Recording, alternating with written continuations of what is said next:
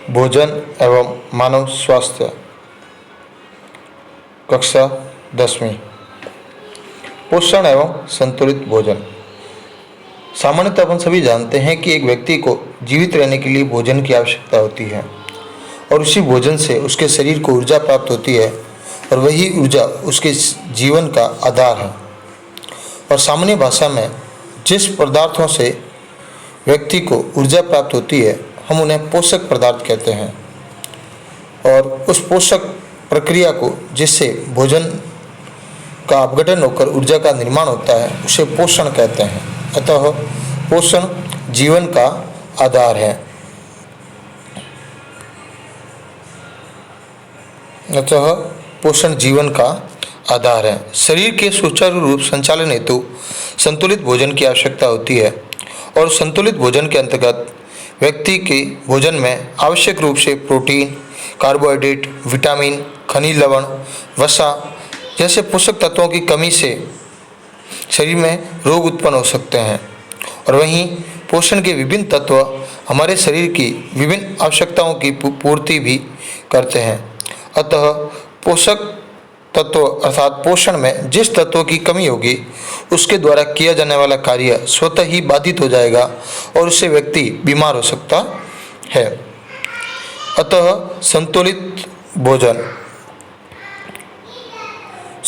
भोजन वह भोजन है जिससे सभी आवश्यक पोषक पदार्थ जैसे प्रोटीन, कार्बोहाइड्रेट, विटामिन, वसा, खनिज लवण तथा जल संतुलित मात्रा में उपलब्ध हो।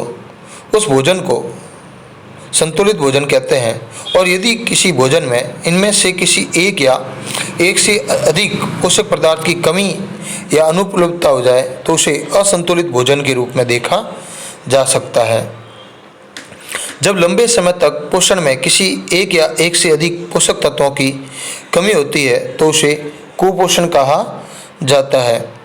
कुपोषण के शरीर पर कई दुष्प्रभाव देखने को मिलते हैं, अर्थात कई प्रकार की बीमारियां से व्यक्ति ग्रसित हो सकता है।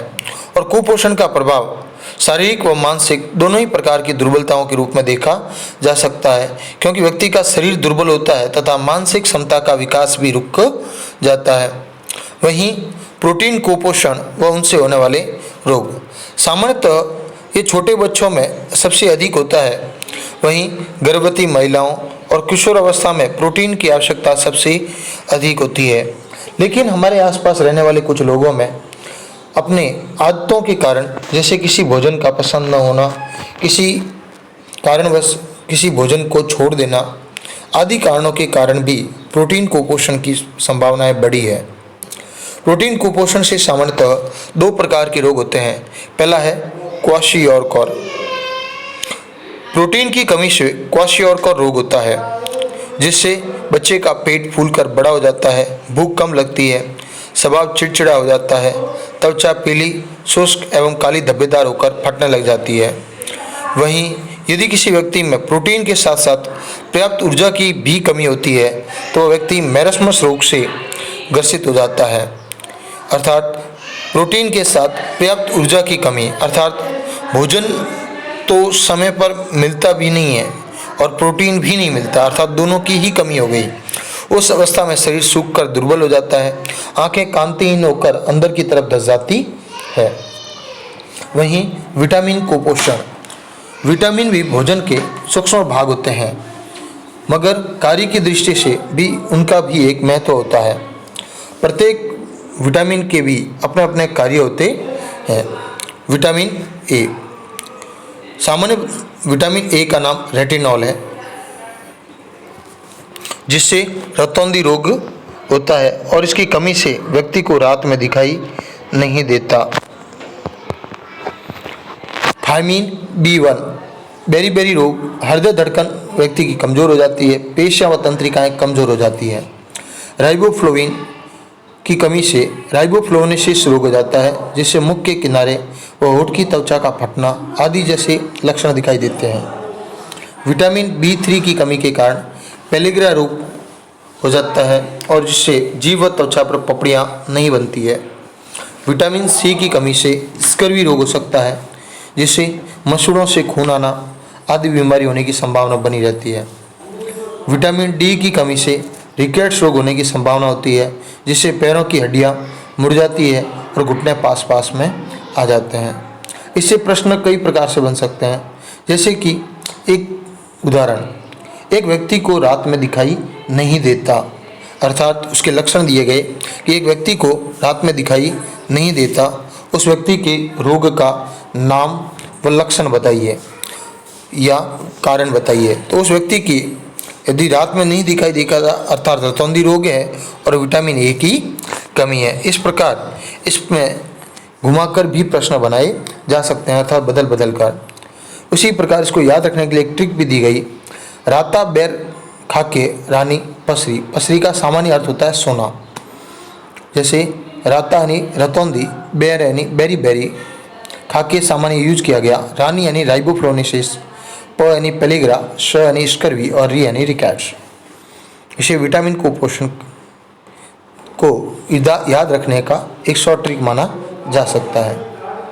वहीं एक व्यक्ति का तत्व सोडियम, जो उसे सामान्यतः नमक, मछली, मांस, अंडे, दूध आदि से प्राप्त होता है और वह मानव शरीर में मांसपेशियां संकोचन, तंत्रिका आवेग संचरण, शरीर का विद्युत अपघटन, संतुलन बनाना आदि के लिए उपयोगी होता है। वहीं पोटेशियम सभी खाद्य पदार्थों में मांसपेशियां संकोचन, तंत्रिका आवेग संचरण, शरीर का विद्युत अपघटन, संतुलित बनाना व विभिन्न कोशिकीय क्रियाओं का संचालन करना आदि पोटेशियम का कार्य होता है। तो सामान्यतः हम कह सकते हैं सोडियम और पोटेशियम लगभग सामान्य रूप से एक ही प्रकार के कार्य करते हैं। वहीं कैल्शियम दूध, अंडे व हरी सब्जियों से प्राप्त होता है, जो विटामिन डी के साथ कार्य कर हड्डियां व दांतों को मजबूती प्रदान करता है। फास्फोरस दूध, हरी सब्जियां, बाजरा, रागी, सूखे मेवे, यकृत व वृक्ष से प्राप्त होता है और ये भी कैल्शियम के साथ मिलकर हड्डियों को मजबूत प्रदान करने में सहयोग करता है।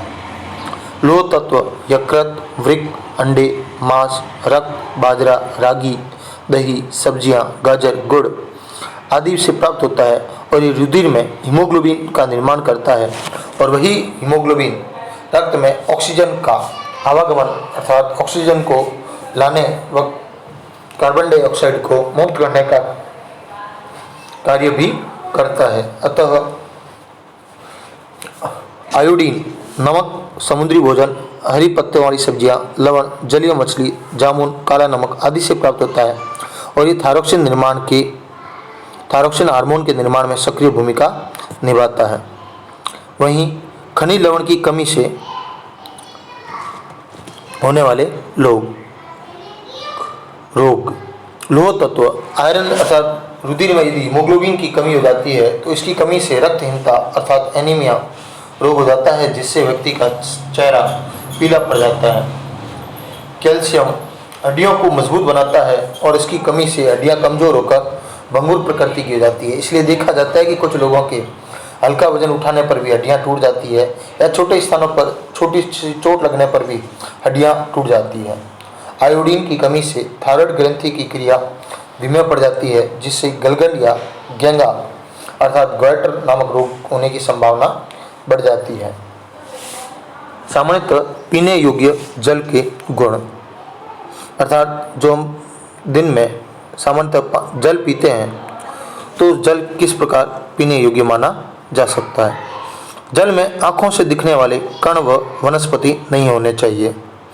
जल में हानि पहुंचाने वाले सूक्ष्म जीव नहीं होने चाहिए।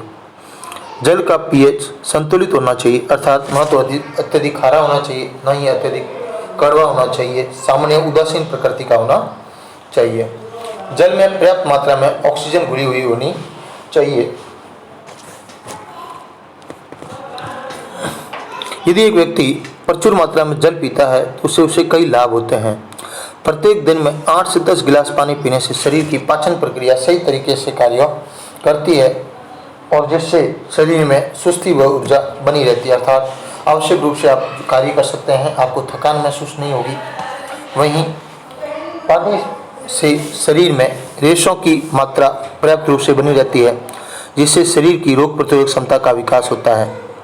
पर्याप्त मात्रा में पानी पीने से शरीर में किसी प्रकार की एलर्जी की आशंका भी नहीं होती। कुछ लोगों को हर थोड़ी देर समस्या बाद एलर्जी की समस्या रहती है, अतः यहाँ एलर्जी की समस्या की आशंका भी नहीं रहती है। प्रचुर मात्रा में पानी पीने से शरीर में अनावश्यक चर्बी अर्थात मोटापा की शिकायत कम हो सकती है और पथरी होने का खतरा भी कम हो जाता है। खूब जल पीने से फेफड़ों में संक्रमण, अस्थमा और आंत की बीमारियां भी नहीं होती है। सर्दी जुकाम जैसे रोग नहीं लगते हैं। लेकिन यदि अपन दूषित जल का प्रयोग करते हैं तो दूषित जल में कई प्रकार के रोग कारक अर्थात सूक्ष्म जीव हो सकते हैं, जिसमें जीवाणु है, प्रोटोजोआ, कृमि है आदि। और दूषित पानी पीने के कारण ही हैजा, पेसिस जैसी बीमारियां होती है। गंदे पानी से ही कई संक्रामक बीमारियां भी फैलती है, जिसमें वायरल संक्रमण भी हो सकता है, जैसे हेपेटाइटिस, कॉलेरा, टाइफाइड, फ्लू और पीलिया जैसी बीमारियां भी फैलती है। बाला या नरु रोग की रोगजनक ट्रैकेंकुलस मेडिनेसिस नामक मादा एक कृमि है और जो व्यक्ति के शरीर में जाकर अपने अंडे प्रदान करती है और वहीं पर बढ़कर व्यक्ति के शरीर को नुकसान पहुंचाती है। ऐसे सदूषित जल के उपयोग से ये रोग दूसरे लोगों में भी फैल जाता है और एक समय में राजस्थान में इसके सबसे अधिक रोगी थे। लेकिन नारू उन्मूलन कार्यक्रम प्रयासों के बाद सन 2000 के बाद राजस्थान में इसका कोई भी प्रकार का रोगी पाया नहीं गया। मोटापा वह स्थिति है जब अत्यधिक शारीरिक वसा शरीर पर इस सीमा तक एकत्रित हो जाती है कि वह स्वास्थ्य पर हानिकारक प्रभाव डालने लगती है। ये संभावित आयु को भी कम कर देती है। जैसा कि हमने देखा है कि आज के समय में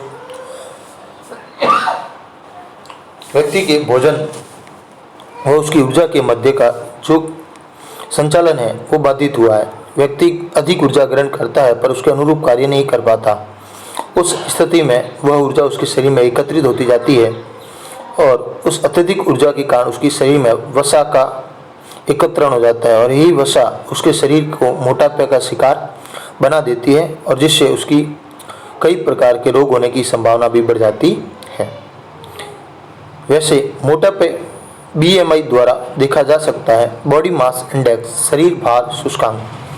BMI मानव भार व लंबाई का अनुपात होता है, जिसके अनुसार यदि किसी व्यक्ति का वजन 25 किलोग्राम प्रति मीटर स्क्वायर से 30 किलोग्राम प्रति मीटर स्क्वायर के मध्य है तो उसे पूर्ण मोटापा स्थिति अर्थात मोटापे से पहले की स्थिति कहा जा सकता है। वहीं 30 किलोग्राम प्रति मीटर स्क्वायर से अधिक मोटापा होने पर वह व्यक्ति मोटापे से ग्रसित माना जाएगा अर्थात मोटापे का शिकार होगा। मोटापा से संबंधित रोगों में हृदय रोग, मधुमेह रोग, निद्राकालीन श्वास समस्या, कई प्रकार के कैंसर और अस्थि संध्यार्थी रोग भी बढ़े हैं। मोटापे के कारण ऊर्जा के सेवन और उपयोग के बीच में असंतुलन उत्पन्न होता अर्थात आवश्यकता से अधिक भोजन करना परंतु उस ऊर्जा का उपयोग न कर उसे खर्च नहीं करना अर्थात शारीरिक श्रम कम करना। अधिक ऊर्जा ग्रहण करना और शारीरिक श्रम कम करना। वहीं अधिक वसा युक्त भोजन करना अर्थात जिसमें जैसे तेल है, फैट है, आज के समय में जंक फूड है जैसे भोजनों को अत्यधिक रूप से ग्रहण करना। कम व्यायाम और स्थिर जीवन यापन, आवश्यकता से बहुत कम काम करना और उनका जीवन लगभग एक फिक्स निश्चित दिशा की ओर बढ़ता जाता है जिसमें शरीर के ऊपर कोई ध्यान दिया नहीं जा रहा। आउटू अल्पक्रियता आदि मोटापे के कारण देखे जा सकते हैं। भोजन के मुख्य 5 पोषक तत्वों के नाम जैसे कि अपन ने पढ़ा था, प्रोटीन, कार्बोहाइड्रेट, विटामिन, खनिज लवण एवं वसा जैसे पोषक तत्व पाए जाते हैं। इसी प्रकार आज के कक्षा कार्य में ये 5 प्रश्न आपको संपन्न करने हैं।